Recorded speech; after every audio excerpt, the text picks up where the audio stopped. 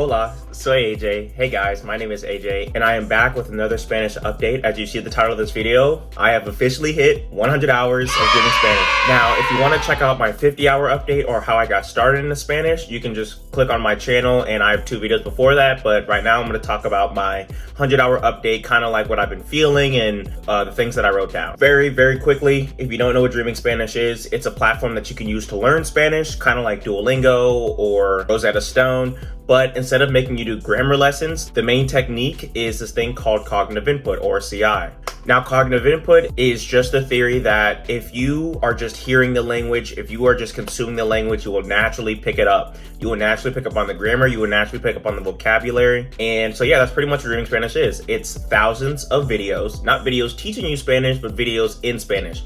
Imagine it as like a Spanish version of YouTube. And all it is they have videos that are sorted by difficulty, and you just watch them.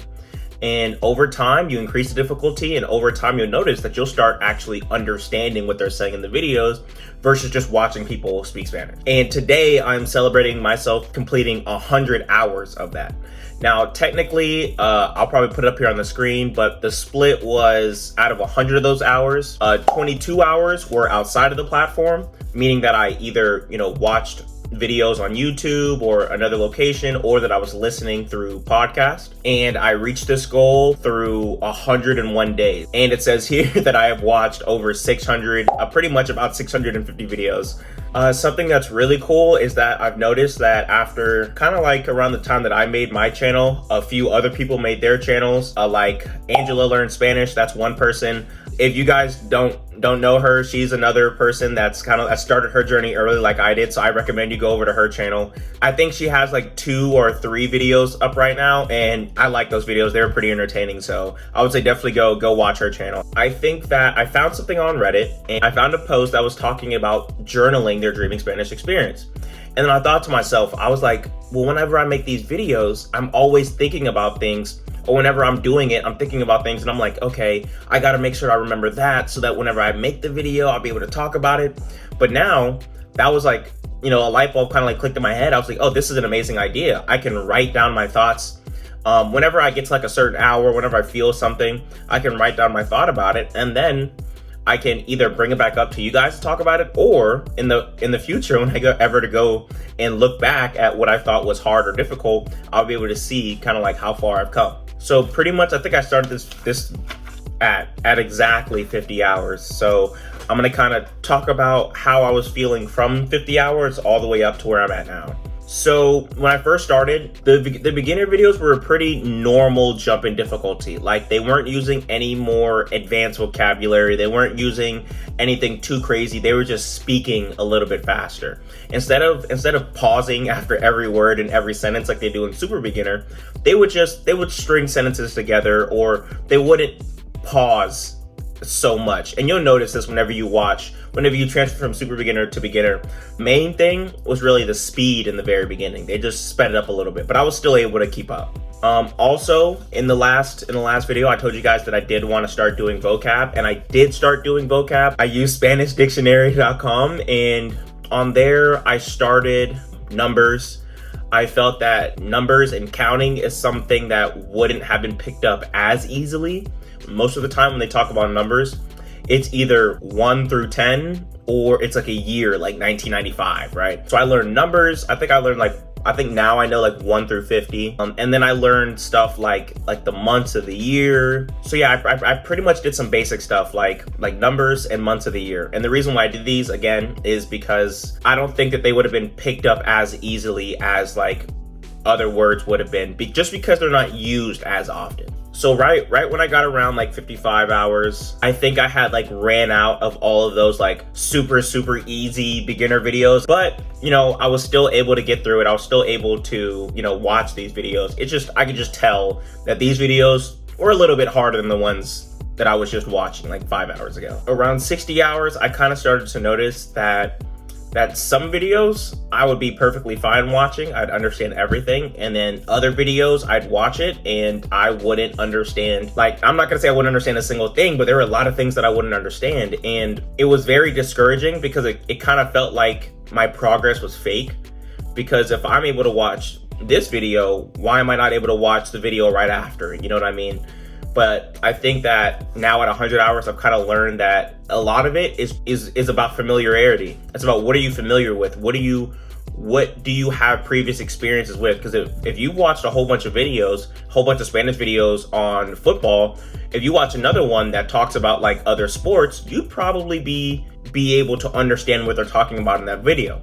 But if you decided to instead watch a video about outer space, you might feel completely lost because you have no experience. You've never heard of these words that they're talking about before in the video. So that's one of the things that I picked up going from 50 to 100 hours, because there would be times where, like I said, I would understand like a video completely, and then the very next video or 2 videos later, I'd feel like I'm completely lost. So around this time, the only thing I was listening to was the Garbanzo Spanish podcast. And I ended up getting through season 1 and season 2 of it. And season 3, they actually said that they were shifting more towards intermediate listeners. I noticed that my comprehension dropped a lot once that happened, because they were speaking like a lot faster. So I decided to just go on ahead and give Garbanzo Spanish podcast a break, the same way I did with Cuéntame. And that was around 65 hours. And coincidentally, 5 hours later, so around like 70 hours, I was driving from where I stay, from where I go to college at in Orlando, up to home in Jacksonville. And it was like a 2.5 hour drive.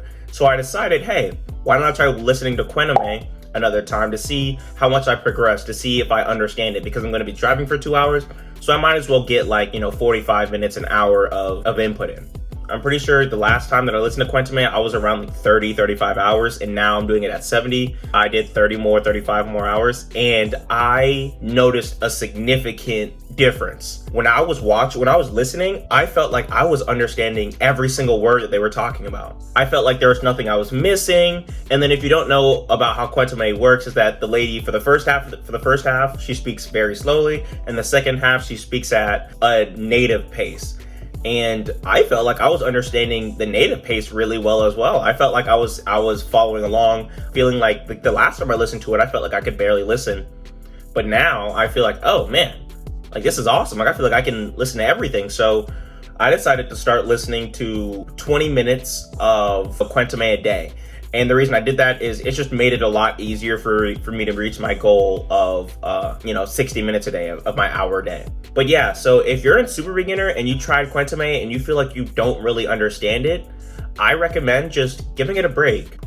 Come back when you're at 70 hours, 80 hours, maybe even 100 hours, and then try listening to Cuéntame again. From 70 to 80 hours, I was kind of like on this high of like, oh my gosh, I can understand Cuéntame. That's all I was doing. Felt like I was learning a lot.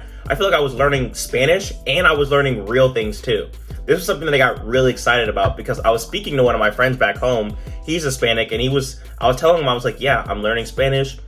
I told him about like Dreaming Spanish and how like small the community is and how I like started a channel. I was telling him about like how excited I was, the fact that I was actually learning things in Spanish. Like, for example, in Cuéntame, they had this story about St. Valentine. I remember how St. Valentine's Day became what it is. I learned about St. Patrick's Day and how that became what it is. I feel like it was so cool for me to learn things in Spanish, for me to learn these things in another language and, know completely what they're talking about. It made me feel like my Spanish was actually at a point where I could understand something enough to learn. Once I hit like 80 hours, the high from Cuéntame, for me understanding it a lot, kind of died down. One thing I want to say about from my 50 to 100 hours is the difficulty it always felt like I was going up and down in the difficulty. It feel like at some points I'd be able to understand everything. At other points I'm understanding nothing. And then there are some times where like half and half almost. I think I did it at like 95 hours, around that area. I stopped listening to Cuéntame because I even noticed that Cuéntame started to increase in difficulty again. I don't know if it's just fatigue from me listening to it too much, but it did feel like Cuéntame was increasing in difficulty. It did feel like she was using a lot more words that I didn't know or understand. So with me not understanding Cuéntame and me not understanding, the Dreaming Spanish videos as much, I felt very discouraged. I was like, I feel like I'm not understanding anymore. I feel like I'm not learning anymore. I feel like I'm going backwards almost. And it's kind of reflected in how often I met my goal. Like, I'll probably show you guys a screenshot, but you'll see like there are like a lot of days where, you know, I didn't meet my goal at all just because I didn't feel motivated. Oh, by the way, around this time, I think around like 90 hours, I increased my goal from 60 minutes a day to 70 minutes. Once I got to 90 hours, I was like, okay, I've been hitting 75 minutes pretty consistently. Let me go ahead and permanently move my goal on Dreaming Spanish from 60 to 70. But like I said, with the difficulty that's been happening, you'll see within the past like week and a half, I haven't been hitting my goal as much. And then on top of me not doing Cuéntame anymore, it felt like it was also kind of hard for me to get all my hours in when I wasn't listening. At around like 96, 97 hours, I tried using Chill Spanish again. The Chill Spanish podcast is one of those podcasts where it's like, they're like 5 minutes. I think the longest one is like maybe like 8. And he just talks about whatever. I'd say the way that he speaks is very just like conversational. Like, he's not trying to pronounce any words clearly. He's not trying to, you know, speak slowly for any of us, which is why like I wasn't able to watch it in the beginning or listen to it in the beginning. And sometimes he has a low voice, sometimes it's he's speaking fast. Actually, I did try watching Chill Spanish, I think around like 50 hours when I first started. I had to listen to every single podcast twice because I felt like I wasn't able to completely understand everything the first time through. But this time, watching it around like 96, 97, 98 hours, again, it felt like, I was like, whoa, I can actually tell that I've been making progress because now I'm listening to it and I'm able to listen to it one time, understand it, and be on to the next one. Sometimes I still would have to rewatch a video, but it'd be like one out of every, not video, I'm sorry. It is a podcast on Spotify. I would have to re-listen to like once out of every, like, I guess like 5 or 7 times. But that kind of like motivated me a little bit more to show, hey, you are making progress. Hey, you are doing better. And for written down here that I started to like embrace the difficulty of the videos instead of being upset at not being able to understand it. I just sat down and I'm just watching the videos now. I'm not trying to comprehend super hard, but I'm not trying to comprehend, if that makes any sense. I'm just sitting down and I'm just watching it, experiencing it, the same way that I did when I was a super beginner. I think I got very, very excited when I was able to understand all of the whole video in the past when I was at like 70 hours. And now that I'm not able to do that anymore, I felt like my learning was going backwards. But in reality, I'm just watching harder videos. And I'm watching videos with vocabulary that I've either never heard before or that I haven't heard enough before to understand what they're talking about. Most of the videos that I watch are around like 34, 35, 36 difficulty range. But yeah, so that was me pretty much from 50 hours to 100 hours. I am embracing the difficulty of the videos, but when it comes to podcast or me listening, I do still think it needs to be easy. And the reason why I say that is whenever I'm watching something or whenever I'm watching a video, I'm able to understand more of a difficult video because I'm able to see it, obviously. I'm able to see what they're talking about and piece things together. But when it comes to me listening, I think I should be understanding, you know, most of what they're saying, because if I'm not, then it's going to be a lot harder for me to understand, again, because I'm not seeing it. I think like a week and a half ago, I posted on Reddit that soon I was going to be hitting 100 hours. And I asked people, if you're like a super beginner or in the beginner stage and you want to ask me any questions, go on ahead and comment them and I will answer them. And I had 2 people. The first person was pretty much, how do you schedule Dreaming Spanish into your day and how do I make it a daily routine? So I kind of break it up into 2 little sections. Either whenever I have time during the day, I try to watch at least 20 to 30 minutes. I have that done before I go to the gym. And then I normally go to the gym, maybe on the way to the gym and on the way back, I might listen to a Cuéntame podcast or to a Chill Spanish podcast. So I get like 15 minutes from that. So that'll put me at around 30 to 45 minutes whenever I come back home. And then whenever I come back home, I just have to get to 70. I do think that my method is a little flawed because I kind of rely most of the time to it being after I go to the gym.